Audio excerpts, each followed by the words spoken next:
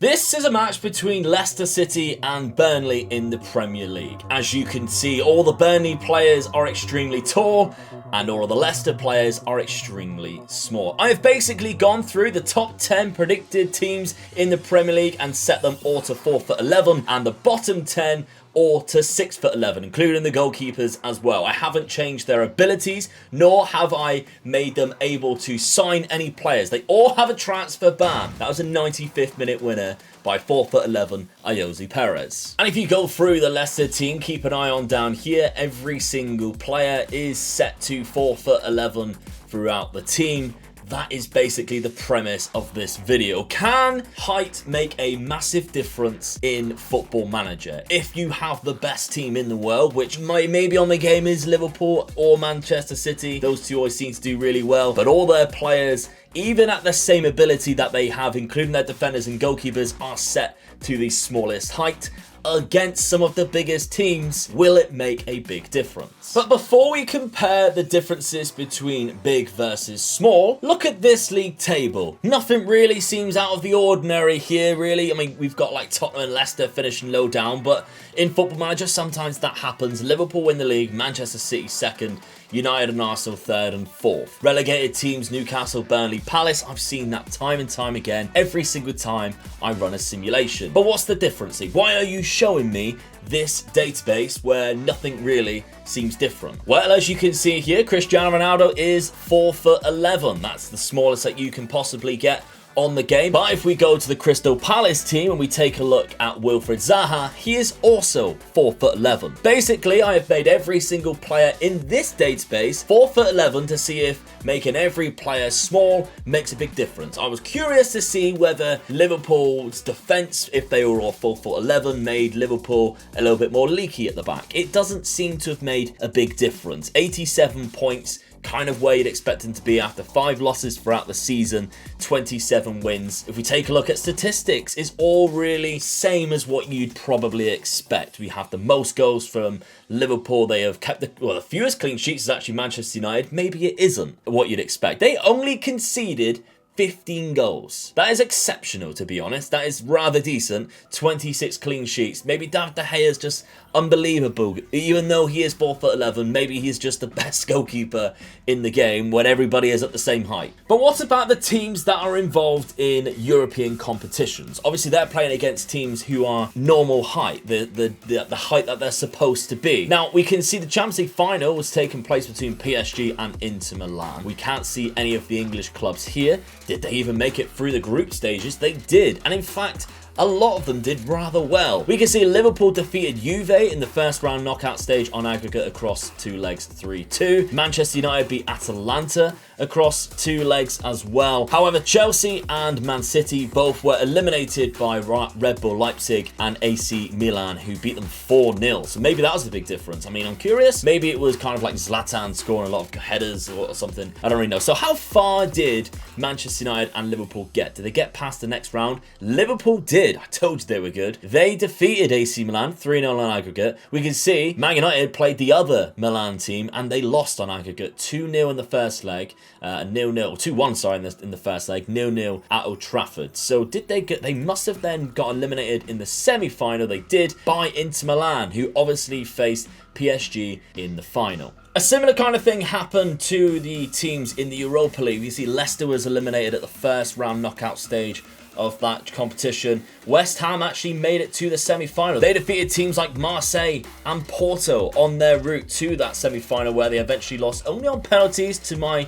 German team, Eintracht Frankfurt, who actually won the whole competition. But what about this league table? We can see again, Liverpool are champions, 97 points, 10 points than what it was when everybody was really small. Manchester United are second there, Man City third, Chelsea fourth. A few different names, I'd say, in the Europa League spots of West Ham, Villa and Leeds, Tottenham, Arsenal, those type of teams. Leicester down there in 14th place. Similar teams getting relegated other than Everton, who's a bit of a surprise there, 20th position. I know obviously they're struggling in real life and I've seen them relegated a few times, but finishing right at the bottom in 20th place is something a little bit unique. What's different about this database? Well, Lukaku, even though he is a big guy, is definitely not 6'11". Neither is Edouard Mendy or Matt Miazga. I can never say that name. And the same can be said for the Everton team that finish at the bottom of the table. Every single player is 6'11" in their squad, including their youngsters. No abilities were changed.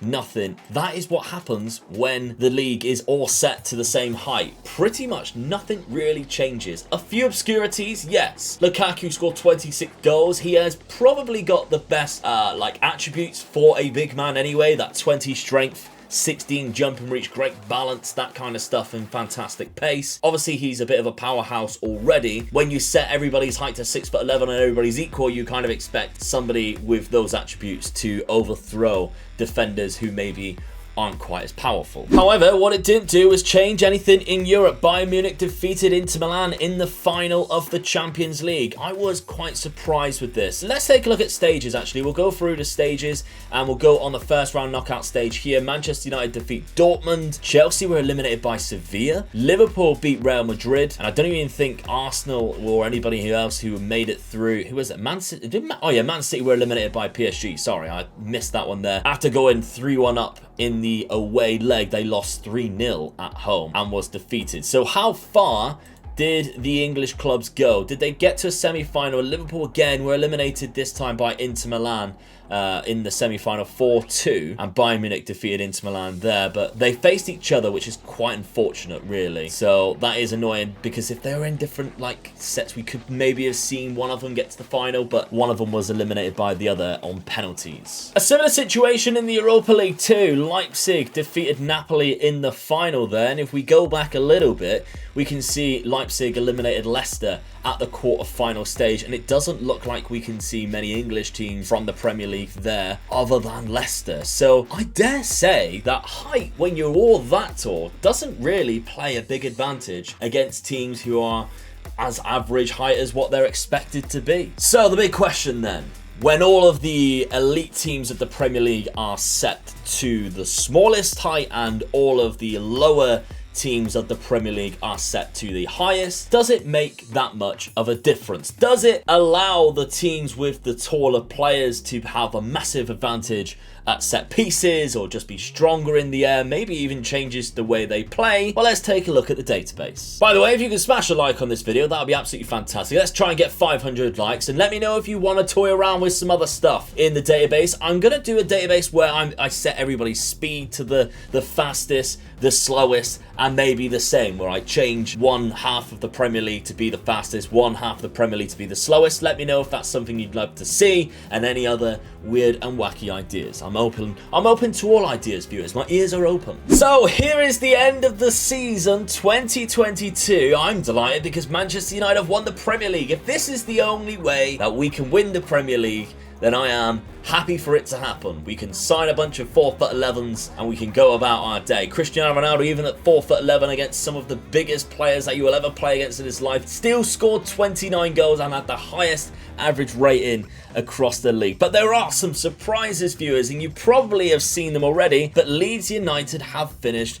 in second place. That's an extremely high place for Leeds United, and we can see that they are on the bottom half of the season preview because they have all of their players set to 6'11". So it did have an advantage for some players. Maybe the most intelligent managers like Marcelo Bielsa was able to determine, hold on a second, all of our players just seem a lot taller than the opposition.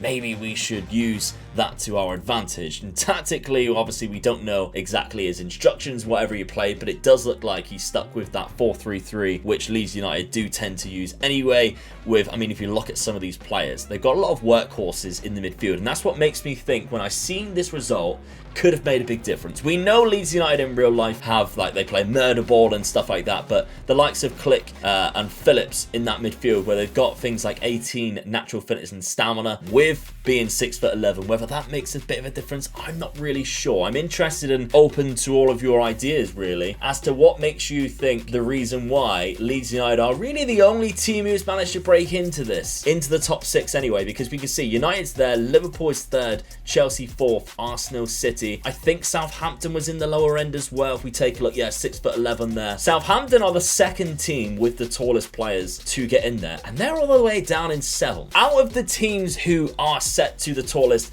and finished in the bottom, we have Tottenham Hotspur, they're down there. Leicester is also down there. I believe Wolves might be in that top 10. Yes, they are 4'11", so Wolves were season predicted to finish 10th, I believe. So that's the reason why they are down there. But the 3 that were relegated, no, they're not. And I think Brighton is exactly the same. They also have 6'11" players, so that wasn't enough to save them. What I do want to take a look at, if we look at fixtures and results, whether we can see some weird and wonderful things from this. We can see a 4'11" Manchester United team there beating a 6'11" Crystal Palace team with ease. There's a couple of draws there.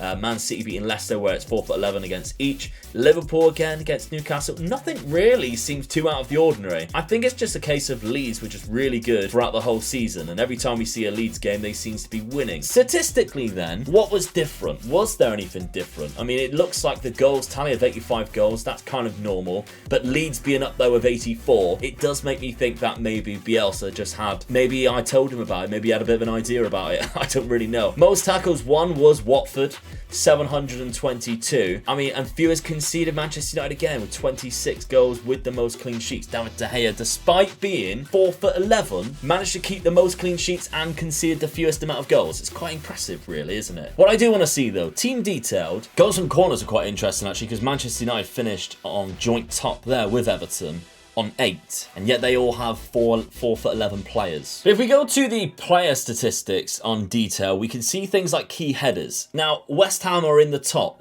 predicted, so which means Kurt Zouma is 4'11", and yet he has won the most key headers with 65 by a mile as well. 43 is Pontus Jansson, who is 6'11". That is exceptionally good for a guy who is that small, and it makes me wonder whether height doesn't actually play that big of a deal in Football Manager. Whether it is literally just because Kurt Zouma can jump. He has 18 jump and reach, and he is strong. He's rather brave and he's decent at heading. Because the reason what made me think about doing this experiment, there's a man called Rob who is in my chat. So Rob, if you're watching, thank you very much for giving me the idea. But Rob told me he changed all of his players to 4'11", and he still scored so many goals from corners, attacking the near post with his best header of the ball. And it makes me wonder whether the height is more of a myth. I want to know your thoughts. I want to know your thoughts whether you think height plays a big difference in Football Manager or not. I know this experiment, don't get me wrong. Don't leave comments saying this experiment is flawed in whatever way. I know this experiment is not perfect. I don't know how I would make it perfect. But just from this run of simulations, I'm rather curious of your thoughts. So please let me know down in the comments. Thank you very much for watching. I really do appreciate it. Smash a like on the video and also subscribe, and I'll see you on the next one. Bye bye.